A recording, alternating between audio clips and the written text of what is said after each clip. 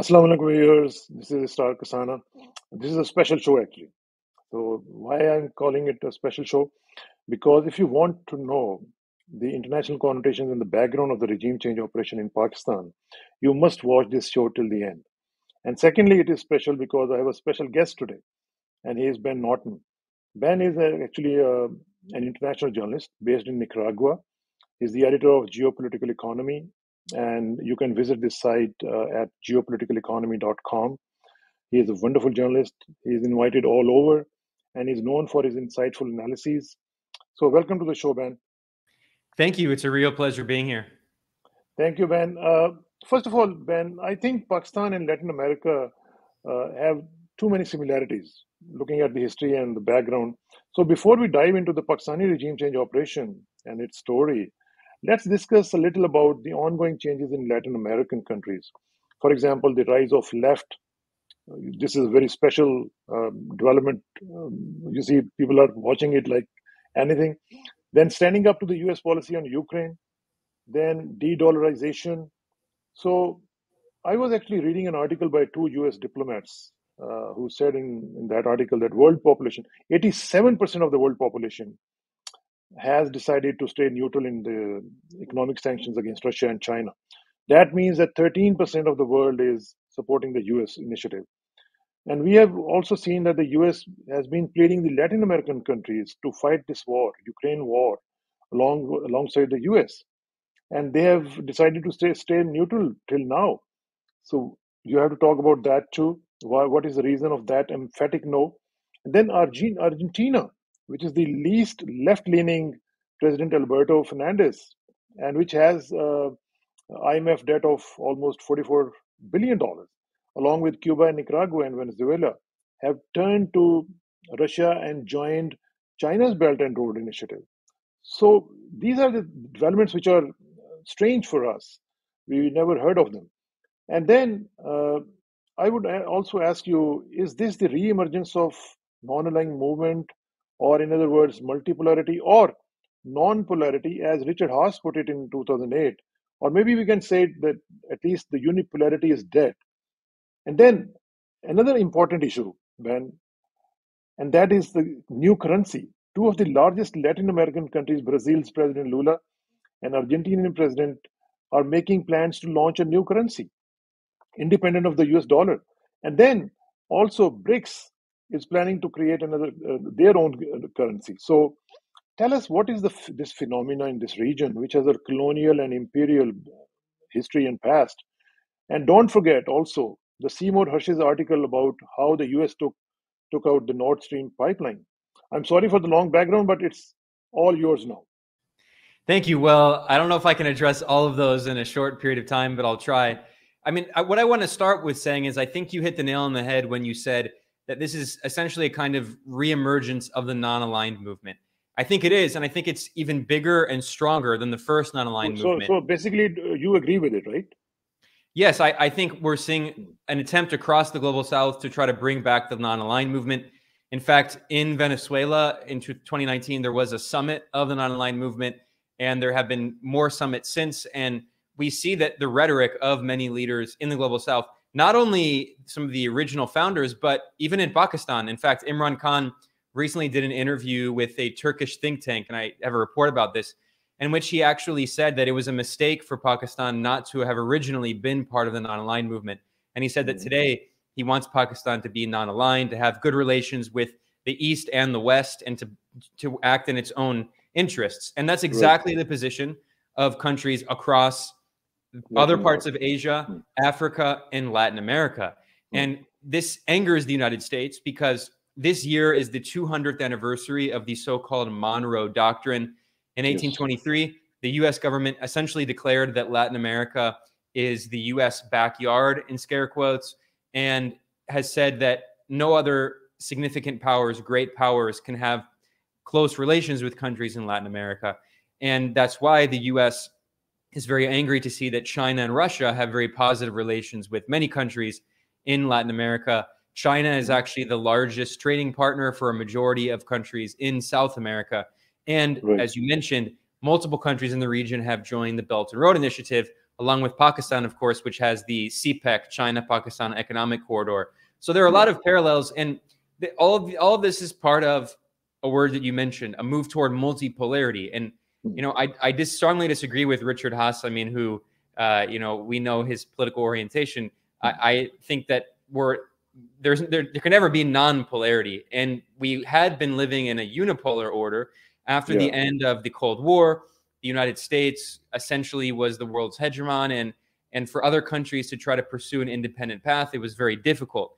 Whereas now we can see that there are many possibilities for countries to try to pursue independent paths, and not only in countries that had historically been more neutral or even had more negative relations with the U.S., but also in countries that had historically been U.S. allies. I mean, Pakistan is an example of this. It was one of the reasons why Imran Khan was overthrown. It was because of his very independent foreign policy. But even surprisingly, countries that have been longtime U.S. allies, like even India, even Saudi Arabia, India is part of the BRIC system and has maintained very positive relations with Russia. And Saudi Arabia has, for decades been a very close U.S. ally. And even Saudi Arabia is not just picking one side. They're acting in their own interests. So this is true for many countries around the world. But in Latin America, getting back to the region, we see that there also is a resurgence in left-wing forces, and especially forces that are progressive leaders who are anti-interventionist and anti-imperialist, and who are angry about the history of U.S. colonialism and imperialism in Latin America. The U.S. has military invaded every single country in Latin America at some point in the past 200 years. The U.S. has organized dozens of coups across the region, most famously the coup in Guatemala in 1954, or the CIA coup in Chile in 1973. But there are many coups in basically every government. And those coups continue today. In fact, there are a lot of similarities between the coup against Peru's democratically elected president, Pedro Castillo, this past December, and then the coup against Imran Khan in April of last year. So there is still a lot of unrest in Peru, right? Sorry? There is a lot of unrest still in Peru. Yeah, absolutely. So what happened in Peru is in 2021, the people of Peru voted in a left-wing president who is a teacher from a rural area, and he was a labor organizer who led a teacher strike, and he became very popular. And he represents the majority indigenous descent population who have been excluded from the mainstream political system. His name is Pedro Castillo. And after he won, the oligarchy in the country basically did everything they could to prevent him from governing and try to overthrow him. And they succeeded in overthrowing him on December 7th. And then the military arrested him, and he was sentenced to 18 months in prison without trial. So Imran Khan wasn't arrested, but there are a lot of similarities, especially, in Pakistan, the unelected government has prevented Imran Khan, from running for office, has hit him with fake terror charges, has prevented people from broadcasting his speeches. Those are all very similar things that have happened in Peru. And in Peru, the government, the unelected coup government, has responded very violently. At least 60 protesters have been killed since December. And we see these horrible videos with police filling the streets to try to intimidate protesters. So there are a lot of parallels with the intimidation of protesters in Pakistan, arresting people and fining people for social media posts. But I mean, the point I want to make is that what's happening in Peru right now is unfortunately, it's by no means new. Basically, this has happened in every country in the region. In 2019, there was another U.S.-backed coup against the democratically elected president Evo Morales in Bolivia. And they had another very brutally repressive coup regime that massacred protesters and that realigned their foreign policy away from China and Russia and firmly into alignment with the United States. So the point that we're seeing, I think the real point to take away is that for 200 years, the U.S. has treated Latin America as its kind of colonial property. What we're seeing is a massive rebellion by countries across the region that they want to act with an independent foreign policy based on what's in their own interests, and they don't want to have to pick a side of a new Cold War. Right. So the other thing which I was actually very interested in asking you about was the thinking of having a new currency, SOR, which is called South, right? So Is it a viable idea? People are still really serious about it, and can it be functional? Yeah, I think it can. I've done a lot of research on this. So we should keep in mind that the idea for the international currency is not to replace the national currencies of different Mm, countries. So it's not like the Eurozone, where every country in the mm. Eurozone has to use the euro. What It's that just means a is kind that of exchange. exactly. And it's based really on the idea of the economist John Maynard Keynes, who had this idea back in the Bretton Woods Conference in 1944, which established the US dollar as the global Right. reserve currency, although at that moment it was backed by gold. He had an idea instead to create an international unit of account or unit of exchange, which he called the Bond Corps. And it would be overseen by an international bank of settlements. But that didn't happen. But now what we're seeing is multiple attempts, not only in Latin America, but also you mentioned the BRICS, which is Brazil, Right. Russia, India, China, South Africa. And the BRICS system is working on developing its own currency. South Africa has confirmed that.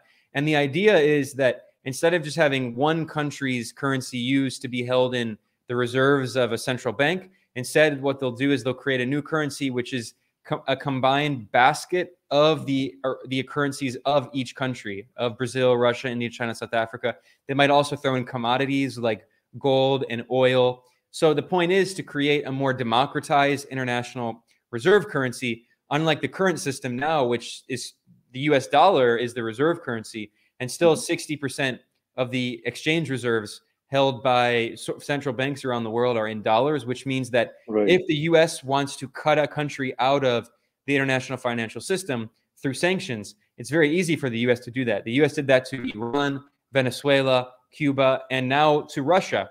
In 2022, the US and the EU, they seized $300 billion of the central banks of their foreign reserves that belong to the Russian central bank.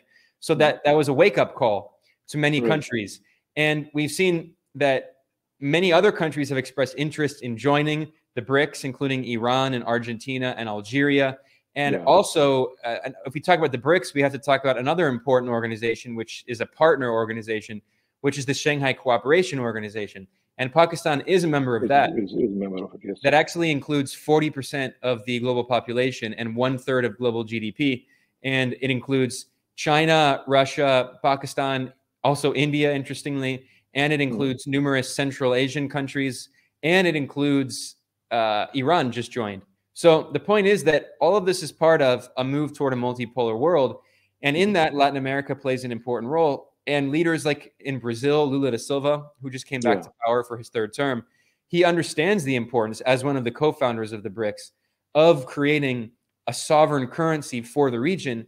So that means that if the United States and the EU want to impose sanctions on them, if they do something that the US and the EU don't like, then they will still be able to do trade with each other because they Right. have a currency. In fact, what the last thing I'll say is that Latin America actually did experiment with creating its own international currency in 2009, and then later 2011 it was officially instituted.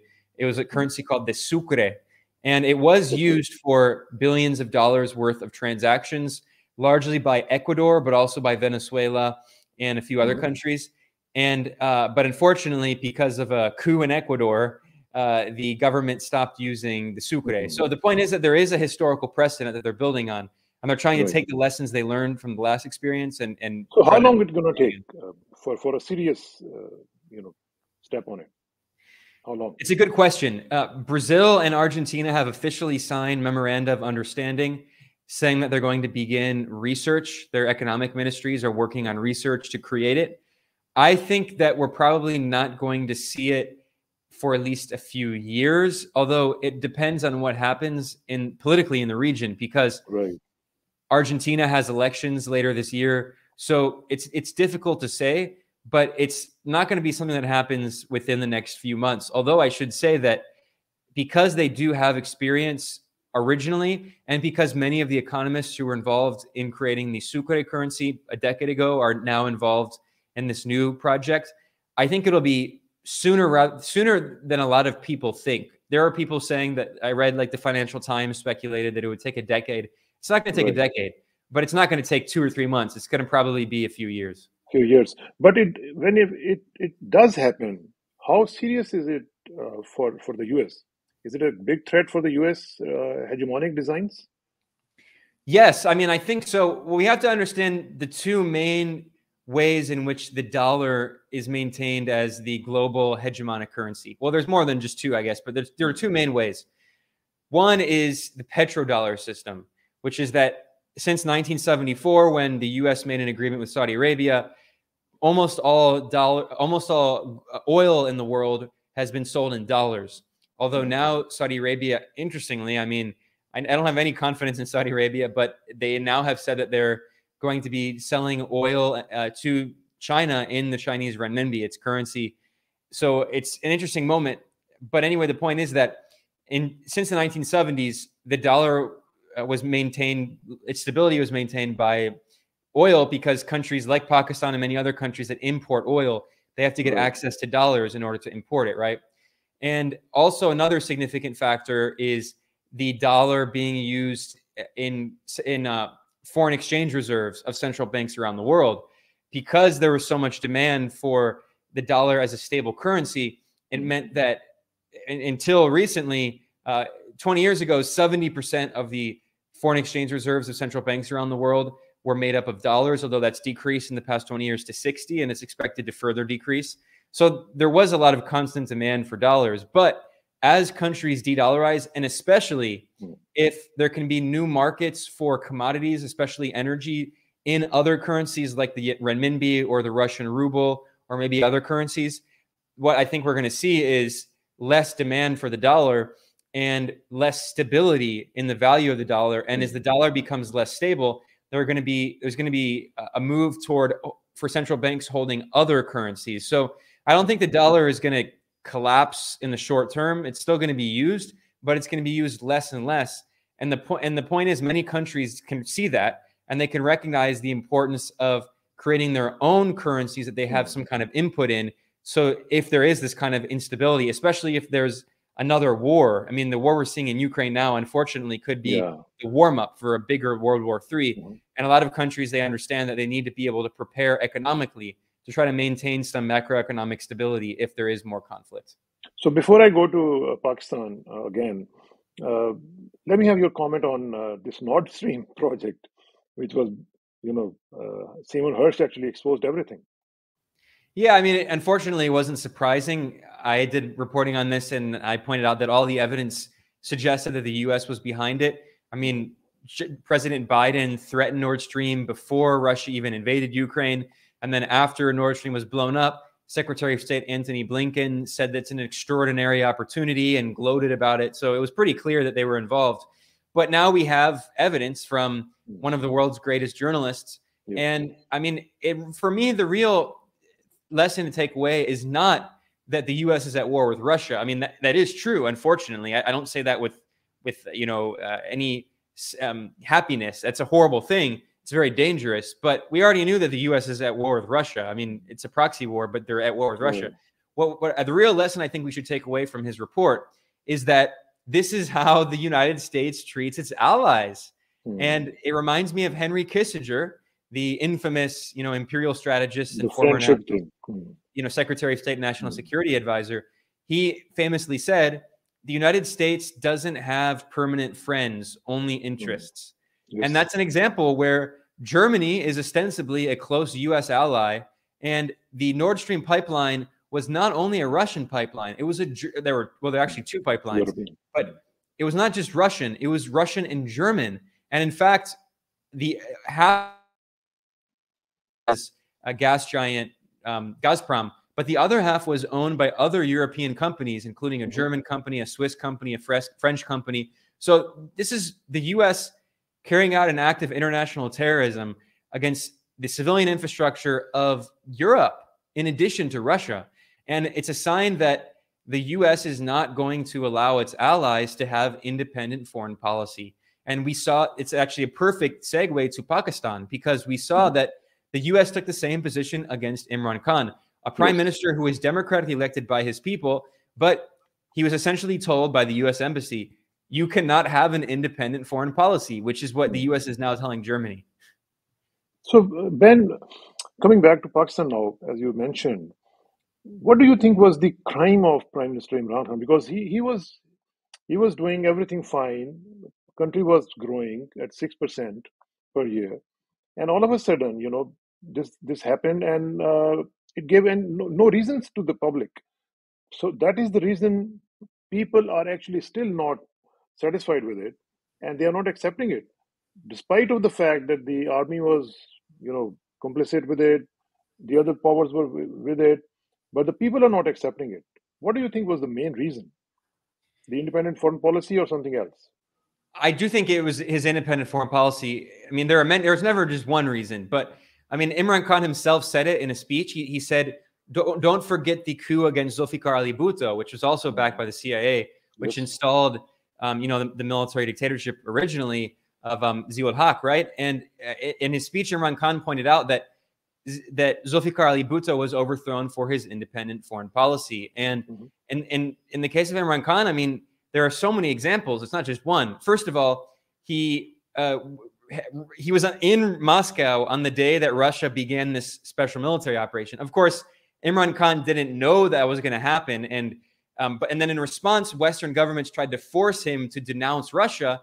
And he said, "Do you think we're your slaves? No, we have an independent policy." He signed economic agreements with Russia for wheat and oil, which, by the way, would have helped with the economic crisis and the inflation Pakistan has now, because they were much more favorable economic agreements. So that's one factor.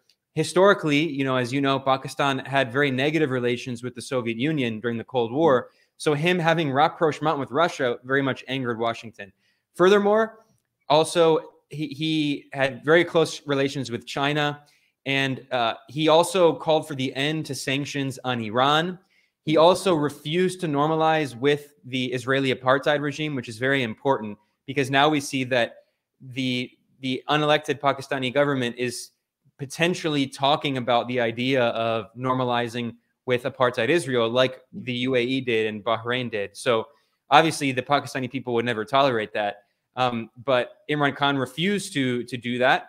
He also, another very important factor is that he wanted Pakistan to be an important pole in this multipolar world, and especially he wanted to challenge the hegemony of the Gulf monarchies in the Muslim world. And what he was trying to do with in alliance with Malaysia and with other conferences to challenge the hegemony of Saudi Arabia.